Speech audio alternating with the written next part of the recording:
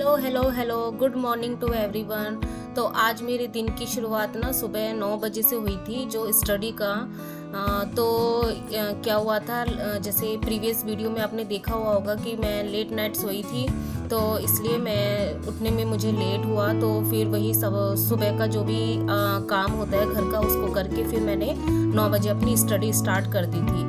तो वही जो फर्स्ट मेरा जो स्लॉट होता है जीके का वही मैं कर रही थी। तो जो लुसेंट की बुक है उससे मैं अपना रिवीजन कर रही थी। बेसिकली पहले तो 15 to 20 मिनट तो प्रीवियस जो रहता है उसका मुझे वो करना पड़ता है, रिवीजन करना पड़ता है। तो ये वही दिन था जिस दिन टीजीटी जो DEET+V वालों ने टीजीटी मैथ सब्जेक्ट और अदर सब्जेक्ट का ना सिलेबस रिलीज़ किया हुआ था। तो ये वही दिन था। तो इवनिंग के बाद ही उन्होंने शो किया हुआ था। तो अब तक मुझे इस सिचुएशन पे मुझे पता नहीं था कि क्या होने वाला है इवनिंग के बाद से। तो ये वही दिन था, मंडे था जिस दिन हमारा सिलेबस रिलीज़ हुआ था। तो उसके बाद ना बाहर मैंने देखा कि बारिश हो रही है। बेटे ने आवाज़ लगाई कि हाँ मम्मा बारिश हो रही है। तो इतना विजिबल आपको दिख नहीं रहा होगा, ड्रॉपलेट्स हो रहे थे। तो मौसम बहुत ही अच्छा हो रहा था। तो मैंने कहा कि बाहर ही आके पढ़ते हैं थोड़ा सा। तो फिर मैं बाहर आ गई थी। तो अभी जो सिचुएशन है तो ये नहीं कि ये टीजीटी मैथ वालों का है, और भी अदर सब्जेक्ट है शायद मे भी उनका भी सेम ऐसा ही हुआ। लेकिन सबसे ज़्यादा जो शॉकिंग है ना वो मैथ वालों के साथ ही हुआ है, क्योंकि उनका जो सिलेबस है वो तो बिल्कुल ही आउट ऑफ बोलते हैं ना, आउट ऑफ द बॉक्स वही हुआ है। बिल्कुल ही सरप्राइज्ड, किसी ने कोई सोचा भी नहीं था कि ऐसा होने वाला है या ऐसा होगा। तो लेकिन वही बात है ना, अभी इसके बारे में अगर हम ज़्यादा सोचेंगे तो वही बात है ना, टाइम वेस्ट ही करना होगा। तो हमें उसके अकॉर्डिंग क्या करना पड़ेगा, जो नई सिचुएशन है उसके अकॉर्डिंग अपने आप को ढालना पड़ेगा और उसके अकॉर्डिंग अपनी स्ट्रेटेजी बनानी पड़ेगी। तो जैसा कि आप लोगों को पता ही है कि मैंने अपने कोर्स के लिए जो मेरा मैथ सब्जेक्ट है उसके लिए मैंने अपना कोर्स परचेज किया हुआ था। लेकिन उसमें अभी तक पता नहीं है कि क्या करवाएंगे नहीं करवाएंगे। सर ने बोला तो है कि वो ग्रेजुएशन पोर्शन है वो साथ में, और जो आपका 11-12 पोर्शन वो साथ में चलता रहेगा।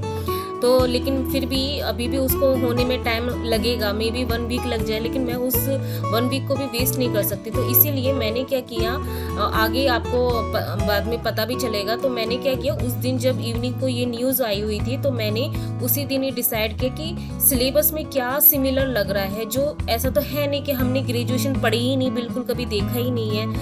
मैं तो आफ्टर 12 ईयर्स के बाद ये अपना स्टडी स्टार्ट करी, तो मेरे लिए तो थोड़ी प्रॉब्लम होगी, क्योंकि मैंने जो भी प्रिपरेशन की हुई है जैसे और अदर स्टेट में भी 11-12 का ही पोर्शन मैक्सिमम आता है, ग्रेजुएशन का तो बहुत ही कम आता है।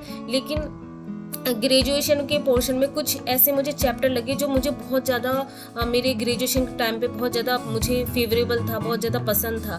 तो मैंने क्या किया, सबसे पहले उसी पोर्शन को चूज़ किया और उसको स्टार्ट कर दिया। तो जैसे ही क्वेश्चन स्टार्ट किया ना तो थोड़ा सा ना कॉन्फिडेंस भी लगा। तो मैंने कहा चलो कोई नहीं कि धीरे धीरे हो ही जाएगा सब, क्योंकि यूट्यूब में भी मैंने 1-2 चैनल देखे हैं, उनसे भी थोड़ी हेल्प मिल जाएगी।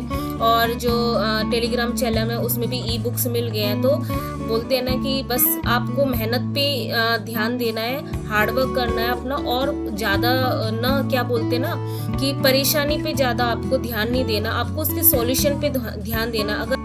अगर आप प्रॉब्लम पे ज़्यादा आप ध्यान दोगे तो आपका दिमाग जो है वो पजल हो जाएगा, आप बिल्कुल ब्लॉक हो जाएगा आपका दिमाग, आप सोच ही नहीं पाओगे करे क्या फर्स्ट स्टेप होना चाहिए हमारा। ऐसा तो है नहीं कि ग्रेजुएशन हमने कभी करी ही नहीं है, कभी ना कभी तो करी है ना। जैसे मेरी सिचुएशन है, मैं तो आफ्टर 12 ईयर्स के बाद अपनी स्टडी स्टार्ट कर रही हूँ। और जो भी जितने भी अब तक ऐसा हुआ नहीं है, DEET+V के अलावा ऐसा किसी भी स्टेट या KVS में भी आप देख लो, सेंट्रल जॉब में कहीं पे भी ग्रेजुएशन पोर्शन नहीं पूछा जाता टीजीटी में। तो हमने कभी टच भी नहीं किया, स्पेशली मेरे केस में। तो मुझे भी सेम प्रॉब्लम हो रही है। लेकिन फिर मैंने क्या किया, जो सिलेबस DEET+V ने रिलीज़ किया हुआ था उसमें मैंने देखा कि क्या ऐसी चीज़ है जो मुझे अच्छे से आती है। तो फिर मुझे ना जैसे मैं टॉपिक बताती हूँ, डिफरेंशियल इक्वेशन, तो ये मुझे बहुत अच्छे से आता था। इसको मैं बहुत इंजॉय से करती थी अपने ग्रेजुएशन टाइम पे। तो इसलिए मैंने वहीं से स्टार्ट किया। तो फिर मैंने देखा कि हाँ इसमें बहुत सारे क्वेश्चन पूछे गए हैं। तो ऐसा नहीं है कि जो मैं जैसे मैंने बोला कि KVS में, NVS में और भी जो सेंट्रल है, स्टेट में ग्रेजुएशन नहीं पूछा जाता।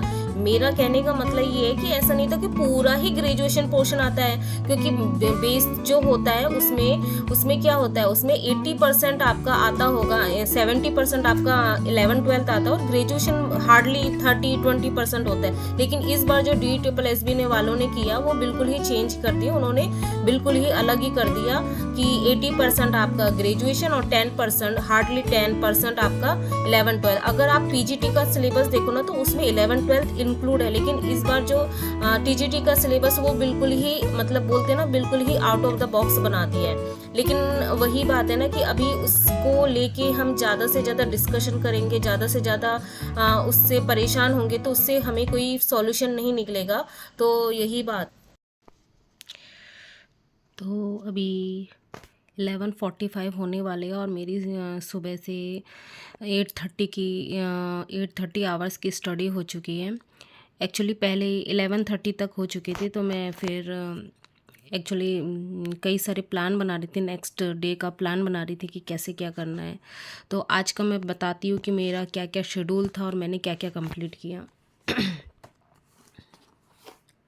तो आज डेट है 20 मई, डे हमारा जो है चैलेंज का डे 10 है। तो हमारा 90 डेज़ में से 10 डेज़ चले गए हैं, ओनली अब 80 डेज़ बचे हैं। तो हिंदी में जैसे ये चल रहा है, जैसे कि मैंने पहले बताया कि मैं 1 वीक कर रही हूँ चैलेंज। तो नेक्स्ट फ्राइडे को ही मैं जो वीक 4 है उसका मैं टेस्ट दूंगी। तो ये वही डेली का अब चलेगा। इंग्लिश में वर्ब चल रहा है और ईडियम में आज मेरा H वर्ड से जो है ये मेरा कंप्लीट हो गया। वर्ब मैं पहले सोच रही थी कि बहुत छोटा पोर्शन है, लेकिन नहीं, जो मैंने रानी मैम के जो मैंने वीडियो देखे हुए थे उसमें 11 आवर्स का ऐसा उनका पूरा वर्ब का बड़ा सा एक वीडियो है। तो अभी मेरे ओनली 2 आवर्स 2.5 आवर्स का ही कंप्लीट हुआ है। तो इसको तो काफ़ी टाइम लगेगा, मैं कुछ भी छोड़ना नहीं चाहती, तो मैंने सोचा कि चलो कंटिन्यू तो इजी है। तो मैंने ना अब स्विच कर दिया, ईडियम्स को मैं बाद में जैसे कभी फ्री होती तो कर लेती हूँ, अदरवाइज़ अब मैं कुकिंग के टाइम पे मैं वर्ब कर लेती हूँ क्योंकि ईजी है। इसके बाद GS में मॉडर्न हिस्ट्री चल रहा है, जो कि अर्ली मॉर्निंग में मेरा हो गया था, ये हो गया था। रीजनिंग में मैंने इसकी प्रैक्टिस की थी हाफ एन आवर की इवनिंग में, और परसेंटेज के मैंने एक ही वीडियो इसका आज देखा हुआ था। सॉरी। उसके बाद पेपर 2 में पैराबोला आज सर ने कंप्लीट करवा दिया था, उससे रिलेटेड कुछ क्वेश्चन थे वो मैंने किए। तो आज हुआ क्या, मतलब ये सारे मेरे प्लान में नहीं थे। डिफरेंशियल इक्वेशन ग्रेजुएशन पोर्शन है ये दोनों, तो ये मेरे प्लान में नहीं था। लेकिन हुआ क्या, इवनिंग में ही हमें SMS आया, मतलब न्यूज़ आई कि DSSB वालों ने TGT मैथ का जो है सिलेबस रिलीज़ किया। तो जब उसका जो सिलेबस रिलीज़ हुआ ना तो सबको बहुत ज़्यादा शॉकिंग लगा, क्योंकि उसमें ना जो 11th-12th का पोर्शन है वो बिल्कुल क्या ही बोले उसमें, मतलब 10% मैं बोलूँगी, 10 या 20%, अदरवाइज़ पूरा का पूरा ग्रेजुएशन पोर्शन है। तो ये हमारे लिए ना बहुत ज़्यादा शॉकिंग था। तो समझ में ही नहीं आ रहा था क्या स्टडी करूँ क्या नहीं करूँ, मेरा दिमाग बिल्कुल ब्लॉक सा हो गया था। तो मुझे फिर उसके बाद ना इवनिंग में मिला था, इवनिंग में ही मैंने तुरंत दिमाग में सोचा कि जो पोर्शन मुझे आते हैं सिलेबस में, जो मैंने टॉपिक मुझे देखा कि रिलेटिव मुझे लग रहा है कि मुझे ये आते हैं, क्योंकि कहीं ना कहीं से स्टार्ट करना था, मैं एक भी दिन वेस्ट नहीं करना चाहती थी कि एक सेकंड भी मेरा बर्बाद ना हो जाए।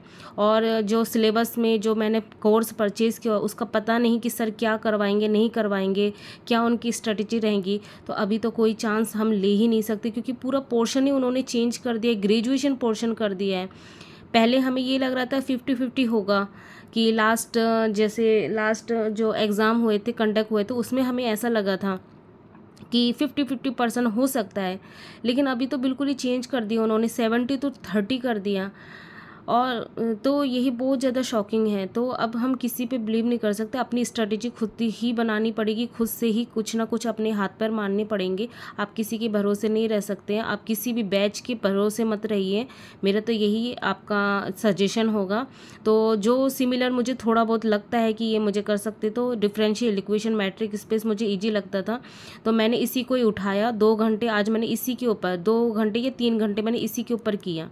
इसको जस्ट कंप्लीट करके करके, क्योंकि आफ्टरनून में मेरी लाइव क्लास होती है, तो ये मुझे उस समय करना था, इवनिंग तक ये कर लिया था। उसके बाद ही न्यूज़ आई, उसके बाद मैंने फिर इसको कंप्लीट किया। तो इसको 3 आवर्स तो 5 आवर्स ये हो गए, और ये मॉर्निंग में जो है मेरा ये कंप्लीट हुआ। तो आज का दिन ये रहा। नेक्स्ट जो रहेगा, नेक्स्ट वीडियो में मैं आपको बताऊंगी कि क्या क्या मेरी प्रिपरेशन रहेगी, क्या मेरी स्ट्रेटेजी रहेगी, क्योंकि अभी मुझे पूरा सोचना पड़ेगा, रीस्टार्ट करना पड़ेगा हमें अपनी स्ट्रेटेजी किस तरीके से करें, क्योंकि पेपर 2 बहुत ज़्यादा इंपॉर्टेंट है, क्योंकि उसमें 40 मार्क्स आपको लाने ही पड़ेंगे, उसके अबव लाना पड़ेगा, नहीं तो आपका पेपर 1 चेक ही नहीं होगा, आप एलिजिबल नहीं हो पाओगे। तो मिलती हैं नेक्स्ट ब्लॉग में, तब तक के लिए गुड नाइट। और आप अपनी स्ट्रेटेजी, आप अपनी जो पढ़ाई का है स्टडी रूटीन आप बनाइए, कैसे क्या करना है, थोड़ा आप एनालिसिस कीजिए। थोड़ा शॉकिंग आपको लगेगा, लेकिन क्या ही कर सकते हैं। तो हमें तो कंटिन्यू अपनी कंसिस्टेंसी बना के रखनी है, हमें लड़ना है, हमें आगे बढ़ना है। जैसी भी सिचुएशन होगी हमें उसको करना है तो करना है। तो मिलती है नेक्स्ट ब्लॉग में, तब तक के लिए बाय।